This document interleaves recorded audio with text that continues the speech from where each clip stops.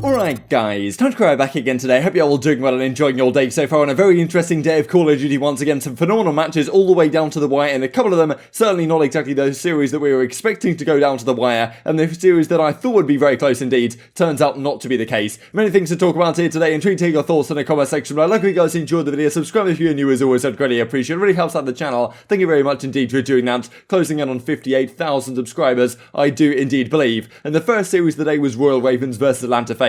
I thought here, okay, FaZe, after having a little bit of a shaky time as of late, they'll come out with the fire and take down Ravens pretty convincingly. That does not happen by any means. Once again, the vulnerabilities for FaZe very much on display. They do get over the line, but it was not easy by any means right here. Game number one, especially, we can see some of the predictions on the day, and honestly, the favourites did just about get over the line in a number of these series, but it was far from clear-cut for a lot of these teams, especially the favourites in some of these series. Thought this was kind of interesting as well between Simp and some of the other guys before the series kicked off. I believe there was some spot maybe that Priestahh was using on Apocalypse or something to good effect, and it was actually the first map that the FaZe guys played in this series against the Royal Ravens on this. Well, Apocalypse has actually seen it a lot more lately, and than we did certainly in Stage 2, but FaZe's shakiness in the hardpoint certainly does continue. Ravens take map number 1, 250 to 196 in the end. Great map out of, well, Paulex especially. Honestly, the new guys on Ravens were doing a phenomenal job, and once again, FaZe losing at Apocalypse hardpoint, and their hardpoint woes really do continue. I think they're like 1 in 6 or something in their last hardpoint or something along those lines, so not impressive by any means for the FaZe guys. They certainly had a tough time getting over the line in this series, and well, letting Ravens go up 1-0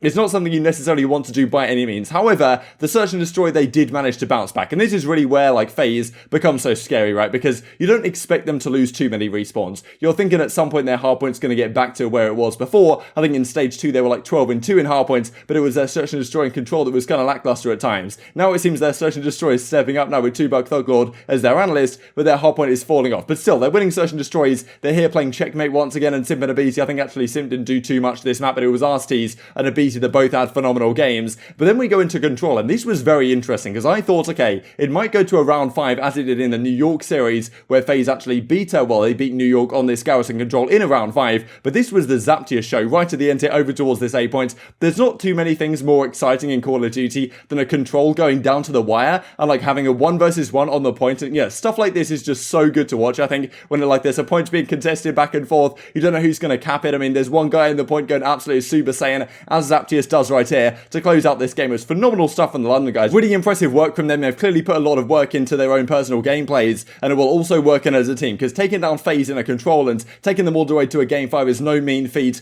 by any means. However, you do have to look at FaZe to some degree and think, is this similar to the FaZe that we saw at the end of last season, when they went game 5 with basically everyone for the last couple of series, or the last, well, pretty much the last couple of months of the end of last season. They would go game 5 with literally anyone and would pretty much always get over the line. They should have probably done it against New York a couple of days ago, and pretty much all their series now seem to be going game 5 once again. So is it kind of a similar FaZe that will go game 5 against all the teams in the regular stage, but then will go to the majors and still not quite get over the line in the grand finals? Because we're seeing a lot of similar signs really here with FaZe than we saw with this team last season, even though now they do have Arcitys, of course, in the squad. And as Octane says, pretty excited about the fact that the Royal Ravens are taking this team to the distance. But in the game 4, it does end up going the way of FaZe. Zed does a great job over here towards this P1, but FaZe are very solid on the Moscow hardpoint. They do finally win a hardpoint. They take this one all the way to a game 5, and it is a game 5 on Express. And this is really a map where you'd think the Ravens have a fantastic chance here. Paulex and Shawnee have shown to be really good at this map, and FaZe have been super shaky on it, so I was kind of, well, certainly concerned for FaZe to close this one out. I was kind of hoping the boys of the Ravens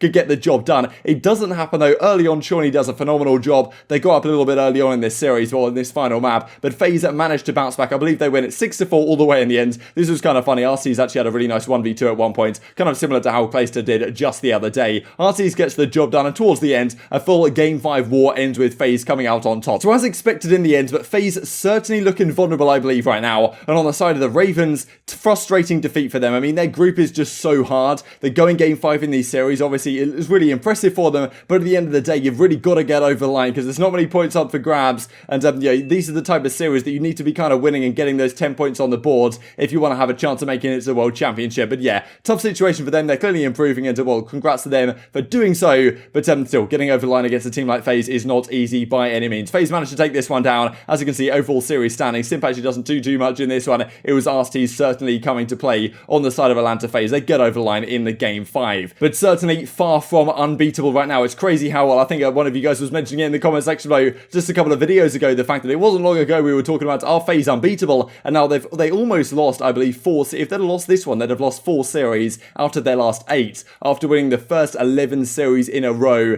this season, which is pretty remarkable stuff. This I thought was pretty funny for Arcitys right here before he does the interview. So the vibes still certainly high on Atlanta FaZe, but not exactly looking the dominant force that they were just a few months ago. Let's talk then about the second series of the day. That was Dallas Empire versus the Los Angeles Guerrillas, and I talked about this series earlier today, the fact that it was pretty much a must-win for the Dallas Empire. If you lose this one with FeLo in the team, questions really will have to start to be raised, and it was a really interesting series, to be honest. The fact that it was as close as it was. I mean, this game number 1, you can see it's 180 to 80 at this point. Looks like Dallas are completely locking it down. FeLo's looking pretty good with the assault rifle here, but the end of this game was super down to the wire. It went all the way to the distance, actually, and just about Dallas Empire managed to close it out in the game 1. Then in game 2, it was actually really crazy, this back and forth right here. Shotzzy had this incredible clip you can see right here in the final kill cam in just a second on the Express Search and Destroy, and he honestly has been a bit of a revelation for this team as of late. Even when Huke was kind of, well, having a little bit of a tough time last stage, Shotzzy really stepped up pretty big, I think, from stage 1 to stage 2, and he's certainly been continuing it here. And this is the scary thing, right?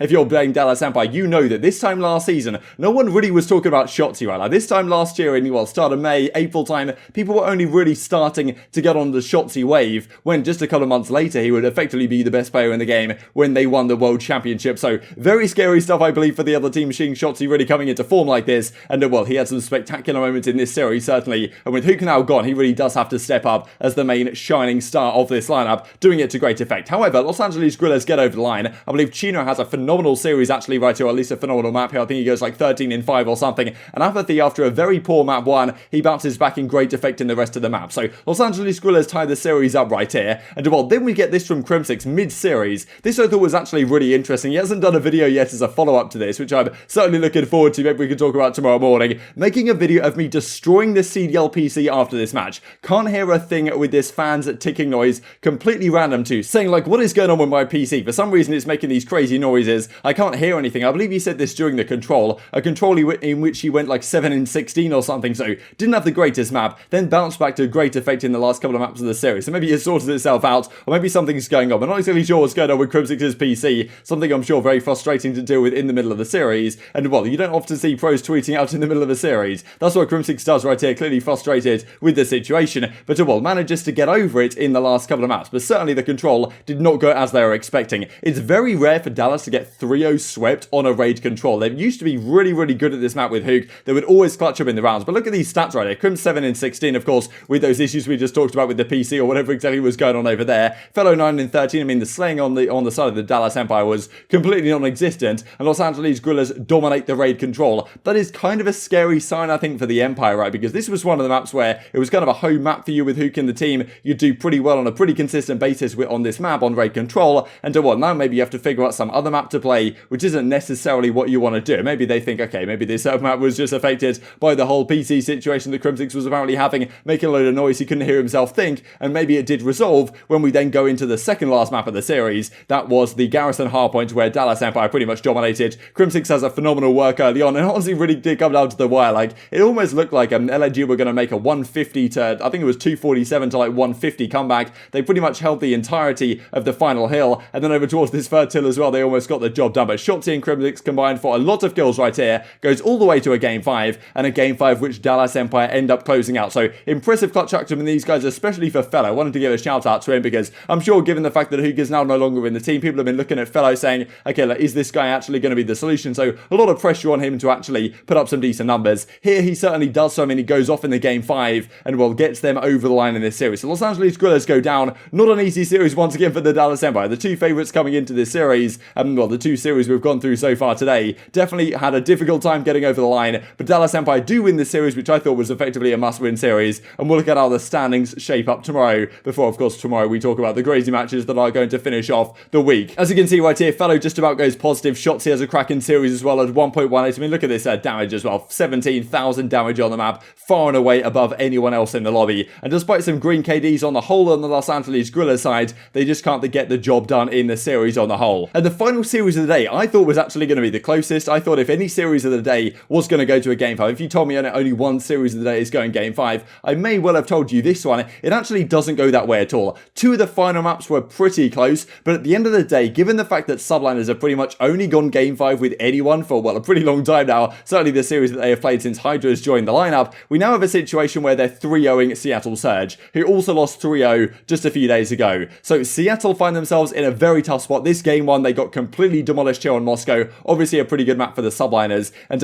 it just felt like the map set that these guys were playing up against the subliners really didn't suit, well, Seattle Surge necessarily very well, because these were very good maps for the subliners they decided to play, and maybe they thought, okay, we're pretty good at this map set as well, but certainly did not work out for them right here. Clayster dominates game 1. I think Mac has a phenomenal series on the whole as well. We'll look at the stats in just a second. But yeah, New York, after having a very difficult time these last couple of days closing out series convincingly, they do so very convincingly here up against a Seattle Surge that looked so much improved in stage 2, but now they sit here, and I honestly thought they might have been making a change last week, but maybe they're having discussions about it, and maybe they're thinking, okay, what sort of contract stuff can we work out? Because of course, they don't have a substitute signed. They have Joey Nubsy, their coach, technically signed on the sub bench, so they don't have an easy sub they could just bring in like New York have with Hydra, and of course they have with Hydra now to clearly pretty great effect. They win the hardpoint very impressively. The game 2 raid was actually really crazy, right, because it went all the way down to the wire, even though I think Seattle went up 2-0, then New York went up 5-2, they won 5 in a row, and then there was a few great rounds actually. Octane on a massive clutch. Loony had a great play as well to take them all the way to the round 11, but Asim and Co clutch up right here, and they win this game in a 6-5 fashion. And then we go into the final control here on Checkmate, a map where New York have been very good, but I believe they'd lost like their last 6 controls in a row or something. This would, I'm pretty sure, have been the 7th control in a row the casters were talking about, that of course being Maven and Merc for this final series. So I mean, obviously that wouldn't have been one you wanted to lose. Hydra hasn't really found his stride in all the game modes yet. I think today he had a pretty good map in Search and Destroy, not so much in the hardpoint or the control. Certainly he doesn't exactly seem too happy about it.